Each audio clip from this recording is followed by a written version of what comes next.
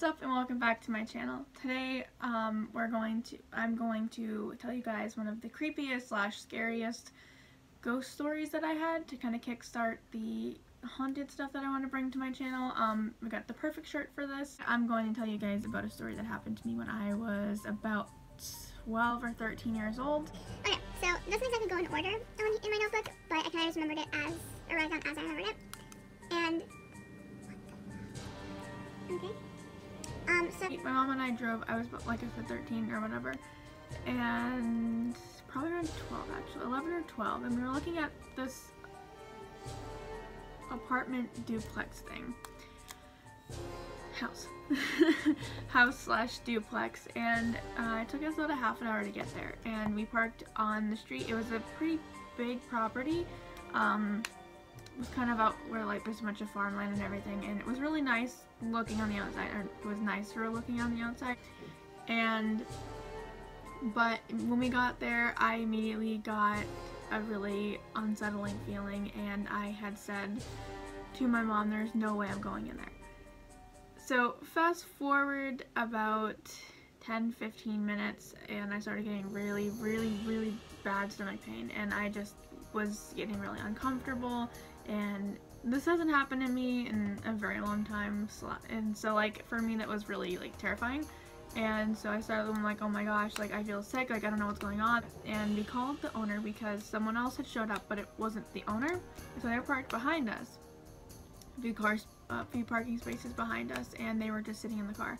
So we called the owner, and he had said that he wasn't going to be able to make it, but the neighbor who like lived across the street and over 2 houses or whatever was going to be able to come over and let us in because he knew where all the keys were and everything. And he said just he'd give him a call and he'd wait a few minutes, and then if he doesn't show up to call him back. So we waited another. My mom had gone to the porch, and she and the lady that was behind us and her, like I want to say 8-year-old son. And I stayed in the car because I still wasn't feeling good, and I just was like I just didn't want to go in. And so again, another 15 minutes goes by, no one shows up. Literally no one shows up. There's like no signs of life on the street. Any of the houses, they're all like closed up, and it's like I want to say around noon, so like you know that people are awake. There's at least one person that's awake around noon. Not usually me, but at least one person. And so she calls back again. My mom calls the owner, and so he had no explanation as to why the neighbor never showed up, but decided to tell us where the keys were and that we could go in.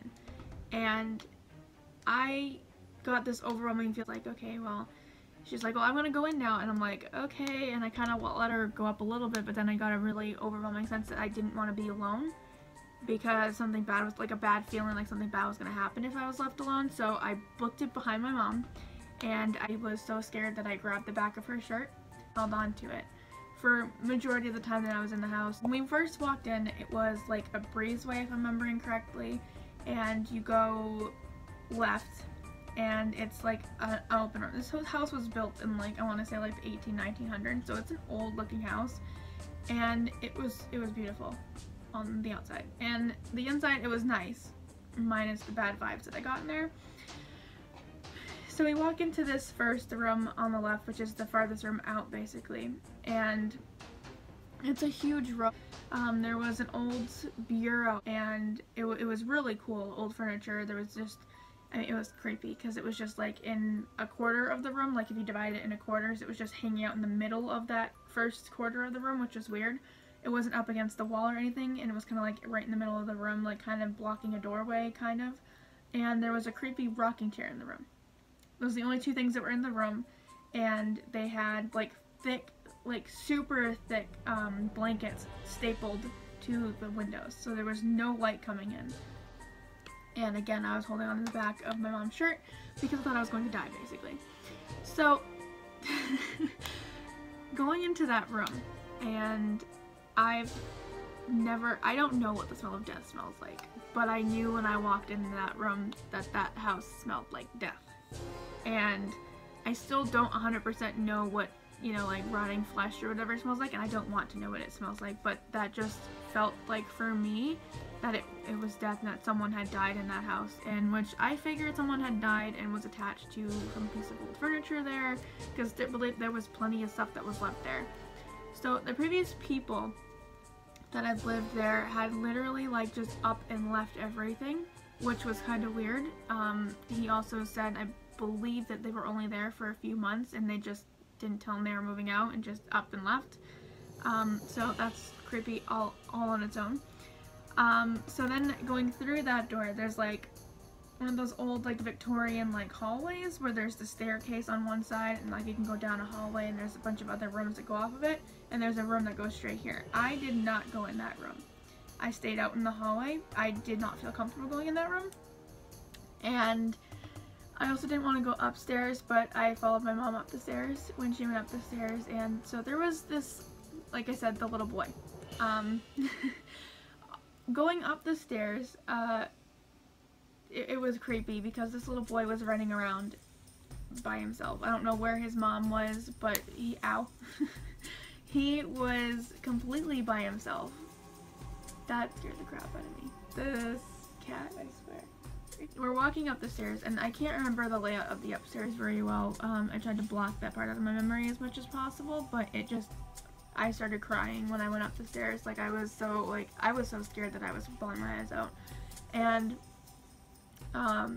so we went in and I looked at one of the rooms. My mom went in another room, and I felt comfortable enough that I could go and look in a bedroom by myself. But I mean, I didn't go inside the bedroom. I stayed in the hallway because that's where I felt the safest. But my mom wasn't too far away from me either, so I knew that if something had happened, like, I wouldn't be completely alone, you know?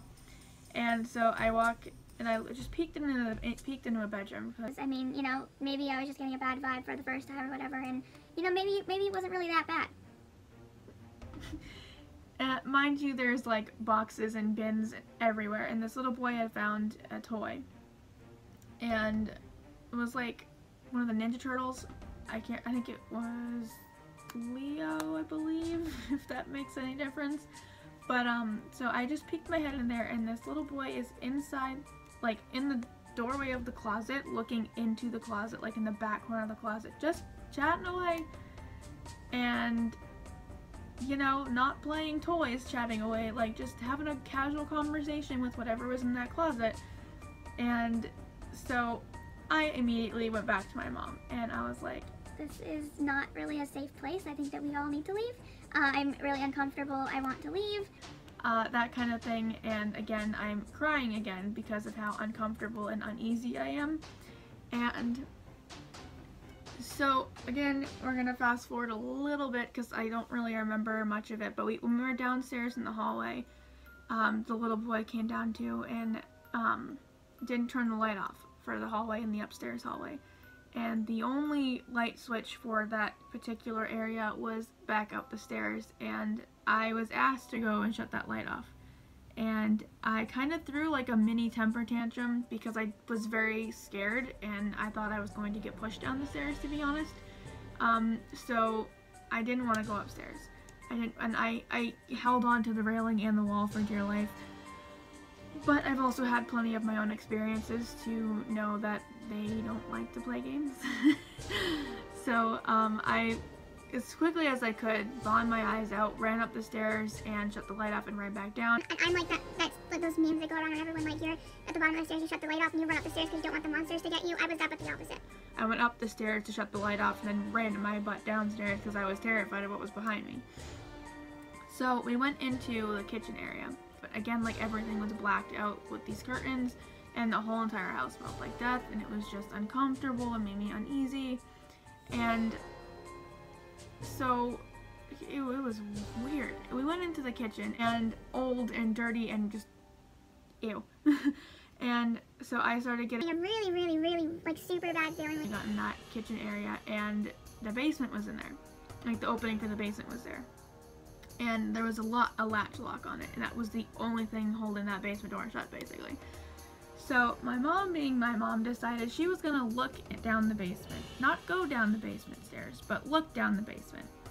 And so I started becoming a little more curious myself, still uneasy, but incredibly like, what is in the basement? Like, I want to know because I'm kind of, you know, I'm a little intrigued and all that. So she opened the basement door, and I had my hand on her shirt, and I was like, there's no way this woman's gonna get out of my way. Like, this is, I'm behind her, this is where I'm staying, this is my hiding place, nothing can hurt me. So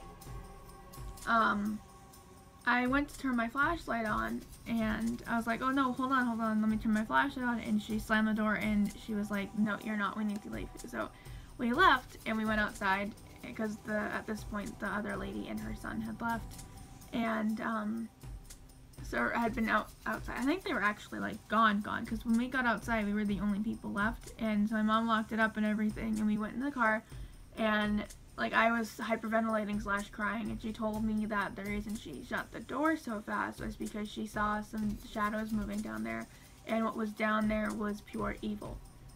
I can vouch for that because I was very uncomfortable, and I got, like, again, the really sick feeling in my stomach. I started, like, not feeling good. I started having anxiety and panic attacks, so I was hyperventilating. I was getting really bad cramps in my stomach, like I was going to pass out, throw up, like, all of that stuff, and I couldn't stop crying. Like, I was so scared that I was crying for a long time. And so we're trying to leave after like processing time, and we tried to turn the car on, and it wouldn't start. And this was a newer car for us, and it had always started, and it wouldn't start, and she tried it a few times, and it would not start. So we sat there, and there was just the longer I sat at that house, the longer I felt super uneasy. So whatever was in that house, or still is in the house, probably is still in the house, was not very nice, did not want us there, but was somehow controlling the car that was not on the property. I don't want to say like controlling the car, but preventing it from turning on. And so with all of that fun stuff, we finally got it to turn on, and we left a few times to visit someone, but we did not go the same way that you had to go through, like, past that house. If we have gone through that house, I will not look at that house. I still get kind of creeped out when we drive by it, but it hasn't been a very long time. It's been a very long time. Hey, so I just wanted to let you guys know real quick that with this whole story, we don't go to the house anymore. We have driven by it to go see family, friends, but that's the only time like contact we have with the house. I will never go back to that house. I still have very vivid nightmares of this house in general, and it's not something that I've ever been able to shake. It's been, I want to say, over 6 years, 7 years at this point, and I still have vivid nightmares about it. And that's actually the reason I'm filming this video was because I woke up in the middle of the night last night, 2-3 o'clock in the morning, with a nightmare about this house again, and I was like, you know, why don't I just make a video about it? If you guys liked it, hit the like button, so like, comment, and subscribe. Let me know what you guys think, and I'll see you next time.